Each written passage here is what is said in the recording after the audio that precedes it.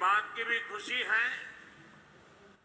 कि इस international airport का नाम मेरे प्रिय सहयोगी और गोवा के लाडले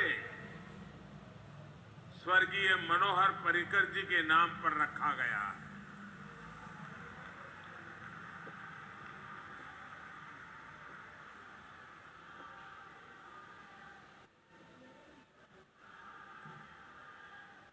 अब मनोहर इंटरनेशनल एयरपोर्ट के नाम के माध्यम से पर्रिकर जी का नाम यहां आने जाने वाले हर व्यक्ति की स्मृति में रहेगा। साथियों, हमारे देश में इंफ्रास्ट्रक्चर को लेकर दशकों तक जो अप्रोच रही, उसमें सरकारों द्वारा लोगों की जरूरत से ज्यादा वोट बैंक को प्राथमिकता दी गई। इस वजह से अक्सर ऐसी परियोजनाओं पर भी हजारों करोड़ रुपए खर्च किए गए जिनकी उतनी जरूरत ही नहीं थी,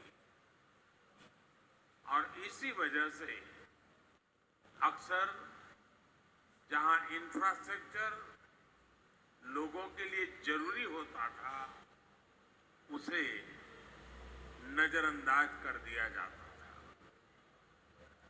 गोवा का ये इंटरनेशनल एयरपोर्ट इसका ही एक उदाहरण है। गोवा वासियों की नहीं, बल्कि देश भर के लोगों की ये बहुत पुरानी मांग थी कि यहां एक एयरपोर्ट से काम नहीं चल रहा है, गोवा को दूसरा एयरपोर्ट चाहिए। जब अटल बिहारी वाजपेयी जी की सरकार केंद्र में थी, तब इस एयरपोर्ट की प्लानिंग हुई थी, लेकिन अटल जी की सरकार जाने के बाद इस एयरपोर्ट के लिए बहुत कुछ नहीं किया गया। लंबे समय तक ये प्रोजेक्ट लटकता रहा। 2014 में गोवा ने विकास का डबल इंजन लगाया। हमने फिर से सारी प्रक्रियाएं तेजी से पूरी की और 6 साल पहले मैंने यहां आकर के इसकी आधारशिला रखी। बीच में कोर्ट कचहरी से लेकर महामारी तक अनेक अड़चनें आई, लेकिन इन सब के बावजूद आज ये शानदार एयरपोर्ट बनकर तैयार है। अभी यहां साल में करीब 40 लाख यात्रियों को हैंडल करने की सुविधा है। आने वाले समय में ये क्षमता 3.5 करोड़ तक पहुंच सकती है। इस एयरपोर्ट से निश्चित रूप से पर्यटन को बहुत लाभ होगा। 2 एयरपोर्ट होने से कार्गो हब के रूप में भी गोवा के लिए संभावनाएं बहुत बढ़ गई हैं। फल सब्जी से लेकर फार्मा प्रोडक्ट्स के एक्सपोर्ट को इससे बहुत बल मिलेगा। साथियों, मनोहर इंटरनेशनल एयरपोर्ट आज देश के इंफ्रास्ट्रक्चर को लेकर बदली हुई सरकारी सोच और अप्रोच का भी प्रमाण है। 2014 से पहले सरकारों का जो रवैया था, उस वजह से हवाई यात्रा एक लग्जरी के रूप में स्थापित हो गई थी। ज्यादातर इसका लाभ समृद्ध संपन्न लोग ही उठा पाते थे। पहले की सरकारों ने सोचा ही नहीं कि सामान्य जन भी, मध्यम वर्ग भी उतना ही एयर ट्रैवल ट्रैवल करना चाहता है। इसलिए तब की सरकारें आवाजाही के तेज माध्यमों पर निवेश करने से बचती रही। एयरपोर्ट्स के विकास के लिए उतना पैसा ही नहीं खर्च किया गया। इसका नतीजा ये हुआ कि देश में एयर ट्रैवल से जुड़े इतना बड़ा पोटेंशियल होने के बावजूद भी हम उसमें पीछे रह गए, हम उसे टैप नहीं कर पाए। अब देश विकास की आधुनिक सोच के साथ काम कर रहा है, तो हम इनके नतीजे भी देख रहे हैं। साथियों, आजादी से लेकर 2014 तक देश में छोटे बड़े एयरपोर्ट सिर्फ 70 थे, 70। ज्यादातर सिर्फ बड़े शहरों में हवाई यात्रा की व्यवस्था थी। लेकिन हमने हवाई यात्रा को देश के छोटे छोटे शहरों तक पहुंचाने का बीड़ा उठाया। इसके लिए हमने 2 स्तर पर काम किया। पहला, हमने देश भर में एयरपोर्ट के नेटवर्क का विस्तार किया। दूसरा, उड़ान योजना के जरिए सामान्य मानवी को भी हवाई जहाज में उड़ने का अवसर मिला। इन प्रयासों का अभूतपूर्व परिणाम आया है।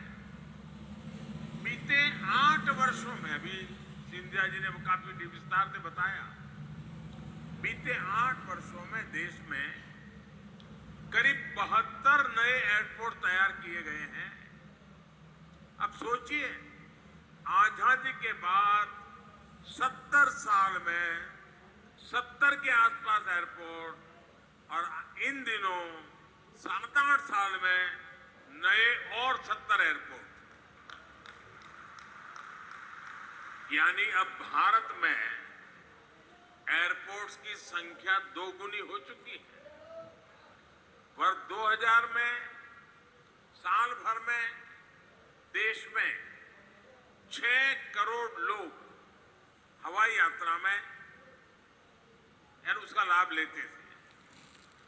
2020 में कोरोना काल से पहले ये संख्या 14 करोड़ से अधिक हो गई थी। इसमें भी 1 करोड़ से अधिक साथियों ने उड़ान योजना का लाभ उठाकर हवाई यात्रा की थी। साथियों, इन सभी प्रयासों की वजह से आज भारत दुनिया का तीसरा सबसे बड़ा एविएशन मार्केट बन चुका है। उड़ान योजना ने जिस तरह देश के मध्यम वर्ग के सपनों को पूरा किया है, वो तो वाकई किसी यूनिवर्सिटी के लिए, एकेडमिक वर्ल्ड के लिए अध्ययन का विषय है। बहुत साल नहीं हुए जब मध्यम वर्ग लंबी दूरी के लिए पहले ट्रेन का टिकट ही चेक किया करता था। अब छोटी दूरी के लिए भी पहले हवाई जहाज का रूट पता किया जाता है, उसका टिकट देखा जाता है, और पहले कोशिश होती है कि हवाई जहाज से ही चला जाए।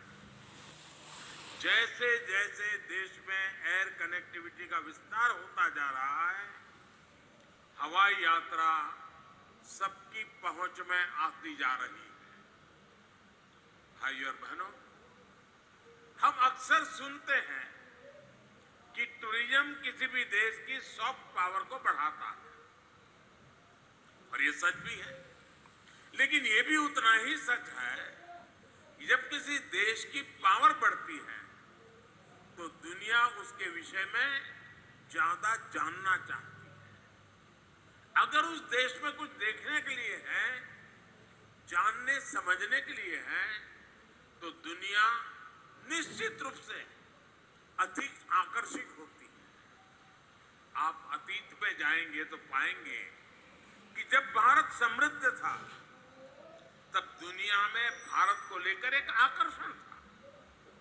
दुनिया भर से यात्री यहां आते थे, व्यापारी कारोबारी आते थे, स्टूडेंट्स आते थे, लेकिन बीच में गुलामी का एक लंबा कालखंड आया। भारत की प्रकृति, संस्कृति, सभ्यता वही थी, लेकिन भारत की छवि बदल गई। भारत को देखने का नजरिया बदल गया। जो लोग भारत आने के लिए आतुर रहते थे, उनकी अगली पीढ़ी को ये भी पता नहीं रहेगा कि भारत किस कोने में पड़ा है। साथियों, अब 21वीं सदी का भारत नया भारत है। आज जब भारत वैश्विक पटल पर अपनी नई छवि गढ़ रहा है, तब दुनिया का नजरिया भी तेजी से बदल रहा है। आज दुनिया भारत को जानना, समझना चाहती है। आज आप डिजिटल प्लेटफॉर्म पर जाइए, कितनी बड़ी संख्या में विदेशी भारत की कहानी दुनिया को बता रहे हैं। इन सभी बातों को ध्यान में रखते हुए अब बहुत जरूरी है कि देश में ईज ऑफ ट्रैवल उसको सुनिश्चित कर दिया जाए। इसी सोच के साथ बीते 8 वर्षों में भारत ने ईज ऑफ ट्रैवल बढ़ाने के लिए, अपने टूरिज्म प्रोफाइल का विस्तार करने के लिए हर संभव प्रयास किए हैं। आप देखेंगे कि हमने वीजा की प्रक्रिया को आसान किया, वीजा ऑन अराइवल की सुविधाओं को बढ़ाया, हमने आधुनिक इंफ्रास्ट्रक्चर और लास्ट माइल कनेक्टिविटी पर फोकस किया। एयर कनेक्टिविटी के साथ ही digital connectivity, mobile connectivity, railway connectivity, हम सभी पर ध्यान दे रहे हैं। आज रेलवे से अधिकतर टूरिस्ट डेस्टिनेशन जुड़ रहे हैं। तेजस और वंदे भारत एक्सप्रेस जैसी आधुनिक ट्रेनों रेलवे का हिस्सा बन रही हैं। विस्टाडोम कोच, वो ट्रेनें पर्यटकों के अनुभव का विस्तार कर रही है। इन सभी प्रयासों का असर भी हम निरंतर अनुभव कर रहे हैं। साल 2015 में देश में डोमेस्टिक टूरिस्ट की संख्या 14 करोड़ थी। पिछले साल ये बढ़कर करीब 70 करोड़ तक पहुंच गई है। अब कोरोना के बाद देश और दुनिया भर से टूरिज्म बहुत तेजी से बढ़ रहा है।